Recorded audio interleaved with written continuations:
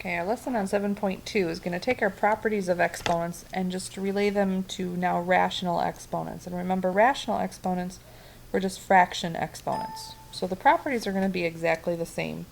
And you're going to notice that same chart at the top of this presentation that we saw at our review of our exponents. So the first property says if you multiply the bases, you simply add the fractions or the exponents together. So we're going to keep the common base of 3. My pen will work. And then we're going to take 1/2 plus 3/2.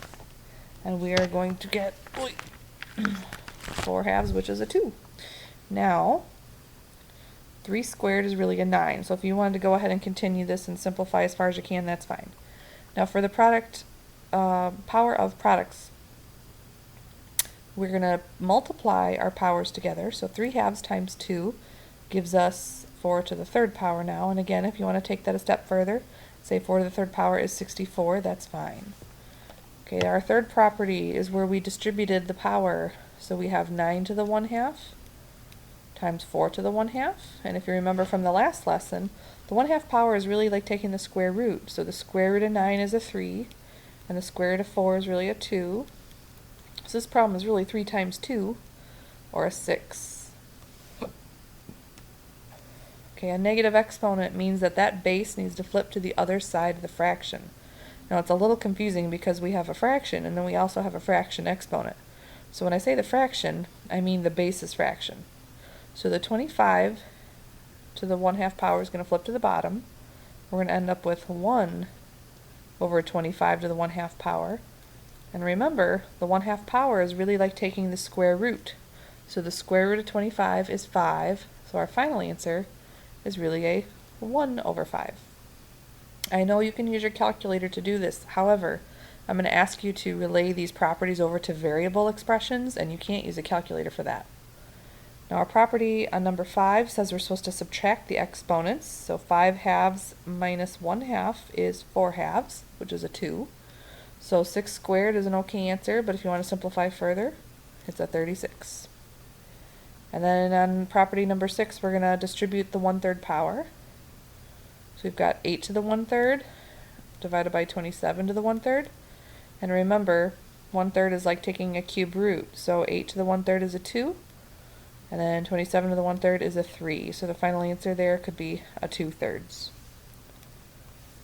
So I want you to not use a calculator if possible here, because we're going to have to do this with variables in 1 second. So it's better if you practice it now. 1/2 plus a 1/4. So keep the base of 5. 1/2 plus 1/4. If you need to use a calculator for the fraction part, it's okay.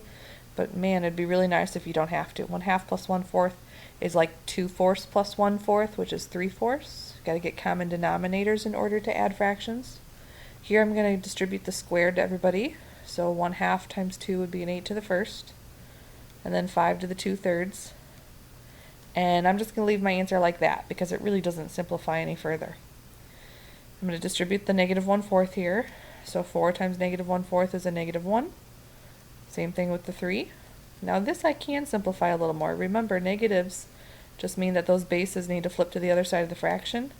So we really have a 1 over 2 times 3, which we know is a 1 over 6.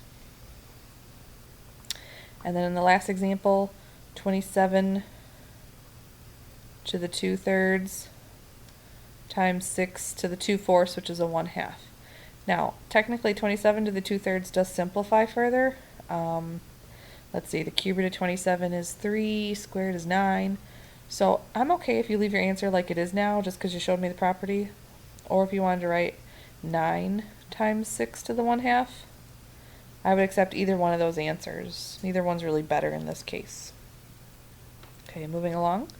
There's an invisible 1 exponent right here. And the rule says that when you divide the bases and they're common, you gotta subtract the exponents. So 1 minus 1/3 is like 3/3 minus 1/3, so it's 7 to the 2/3, and that's a good answer. Leave it like that. Now the next example has a 4th root. So the first thing I want you to think about is the 4th root is really the 1/4 power. So I'm going to have you rewrite that as x to the 3rd over y to the 1/4 power. And now when you distribute the 1/4 power to everybody, you get x to the 3/4 over y to the 1/4. Now, technically, this is not an acceptable answer because you're not allowed to have radicals in the denominator, but I am not going to have you guys go through rationalizing these, so if you see another child from another Algebra 2 class rationalizing these, just feel bad for them. For our purposes, we're just going to stop right here. I just need you guys to show me the property. Number 7, 5/6 minus 2/3. If I did that in my head, let's see, it's 5/6 minus 4/6, which is 1/6. Ooh, that's ugly. Okay. Number 8, 1/4 minus 3/8. Let's see here. 1/4 minus 3/8. That'd be like 2/8 minus 3/8. Well, 2/8 minus 3/8 is a negative 1/8. But remember what we said about negative exponents. That means that this base needs to flip to the other side of the fraction. So there's nothing left up top. I'm going to put a 1. And now on the bottom, I've got y now to the positive 1/8 power. Again, some of your Algebra 2 friends in another class might be rationalizing that denominator. Just trust me, feel very bad for them that they have to do that. We're not going to do that. Alright, we're going to use our properties of radicals to simplify. So first thing I want you to think about is when you have two radicals like this, and they have the same radical number, I can actually push these into one radical. So this becomes the cube root, and then 4 times 16 is 64. Well, if you look at your list of perfect cubics, the cube root of 64 is something pretty. It's a 4. Now on number 10, just like I did in number 9 when I pushed it together, this is a division problem that I'm going to push together. So this is going to become the 4th root of 162 divided by 2, which is 81. And if I looked on my list or tried this on my calculator, the 4th root of 81 is really a 3. Okay, number 11, I'm going to push those together and get it's the cube root of 125. And if I look at my list or try my calculator, the cube root of 125 is a 5. And then I'm going to push this division problem together. We have the cube root of 8. And I know the cube root of 8 is a 2. Now hopefully you're starting to memorize some of these perfect squares and cubes.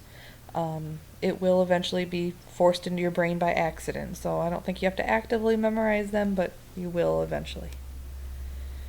Okay, these next examples are going to have you simplify kind of nasty radicals, and they're still going to work in the same way. Remember, when we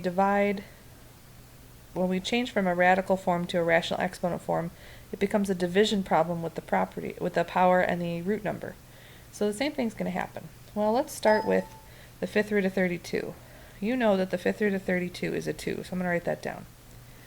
Now, the 5th power and the 5th root are going to turn into a division problem.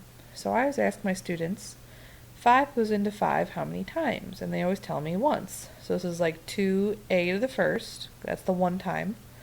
And then 5 goes into 10 twice, so b squared. Now all of that divided evenly, so there's nothing left in your radical, and that's going to be your answer. Now of course you don't need the first power on the a. If you just wrote 2ab squared, that's a fine answer. Okay, same idea here. We're going to change this to say the cube root of x to the 6th over the cube root of y to the 9th. Now you can change this to a rational exponent, or you can just think of it as a division problem. 3 goes into 6 twice. Oops. And then for the denominator, 3 goes into 9 3 times. And there's no remainders, so there's no more radicals. Alright, on number 15, the 4th root of 16 is something you can either look on your list or think about, and the answer is a 2. Okay, now 4 goes into 4 1 time. Be careful here. 4 goes into 9 twice. So 4 goes into 9 twice, that brings you up to an 8. So I'm going to write e squared because it went in twice. But since I'm only up to an 8, hopefully you can tell that you have a remainder of 1. That remainder means he's still in the radical. So 4 went into 9 twice with a remainder of 1. Twice with a remainder of 1. And then 4 goes into 25 times. So that's really ugly looking, but that is your answer for number 15. So when you end up with a remainder, something that didn't divide evenly, the remainder part stays inside the radical. And then kind of a strange problem here on number 16. 3x plus 2 is our base, and then it's 4 and 32 for the root and the exponent. And remember, we're supposed to divide those, so 4 goes into 32 8 times. So your answer, as weird as it looks, is 3x plus 2 taken to the 8th power. Okay, using our properties again, so more of the same. We're supposed to subtract these exponents. 5 6 minus 4 6 gives us 10 to the 1/6. So nothing new here, we're just reviewing. 2 to the 1/8, we're going to distribute that over 3 to the 1/8. There is no way to make that pretty, so that's your answer. Here I'm going to take these radicals and I'm going to push them together and get the square root of 21. And there's nothing I can do there, so that's the answer. Now be careful on this one. This is a square root, and then a cube root, and then a base 5. So we've got a square root, which I'm going to write as a 1/2 power outside, and then 5 to the 1/3 power, that would be the cube root. And then remember, when you have a power taken to a power, the exponent properties say to multiply those numbers together. So 1/3 times 1/2 will give us 5 to the 1/6 power. Kind of a weird problem. Okay, on number 21, I'm going to push these radicals together as a division problem. So 20 divided by 5 is really the square root of 4. And I know the square root of 4 is really a 2. And then, kind of strange, I'm going to pull this radical apart. Square root of 1 over square root of 25. Well, I know what the square root of 1 is. It's a 1. And I know the square root of 25 is a 5. So my answer is a 1/5. Okay, now we're working with variables. So we're going to break them down one at a time. The square root of 9 is a 3. And the square root of x squared, remember this is a 2 here. So 2 goes into 2 one time. No remainder, so there's no more radical. On these problems, we're supposed to add our fractions together because we're multiplying the bases. So 1/4 plus 2/4 gives us 3/4. Okay, on number 25, power taken to a power, you're supposed to multiply them. So we get x to the 8/3. There's nothing you can do to make that prettier, so that's the answer. Okay, be careful on 26. It has a negative exponent, which means that your base needs to flip to the bottom, and the base in this case is an x. So we end up with nothing up top, so we have a 1, and we have x to the 7, now positive, 7/2 power. I know that looks really strange, but that's a good answer. And again, you might see some of your Algebra 2 friends with a different teacher rationalizing this. We're not going to rationalize it. We're going to leave it just like that. Okay, 27, 3/5 times 1/6. Supposed to multiply those together. And we get to the 3/30ths, which we need to reduce that. 3/30ths is really a 1/10. And then 28, 5/3 minus 2/3 is 3/3, and we know that 3/3 is really a 1, so the answer here is x. If you wrote x to the first, that's fine, it's just not necessary. Okay, and then our last three, let's wrap this up. Square root, this is really a square root of 49, so that would be a 7, and then 2 goes into 4 twice. There are no remainders, so there's no more radical. Here we have another square root. So I want you to think of this as taking the square root of x squared over the square root of y to the 8th. So square root of x squared, 2 goes into 2 one time, and then 2 goes into 8 4 times. Now hopefully you're getting pretty good at these. You don't have to show this step here. This is kind of something you can do in your head. You don't have to write it down. And be very careful on number 31 because you are going to have some remainders here. 4 has to divide into all of these, and I can already tell they're not going to divide in evenly on the x or the z. So 4 goes into 5 one time, but you still have a remainder of 1. So I still have one of the x's left inside here. Okay, 4 goes into 12 3 times. Oops, let me move that a little bit. Hold on.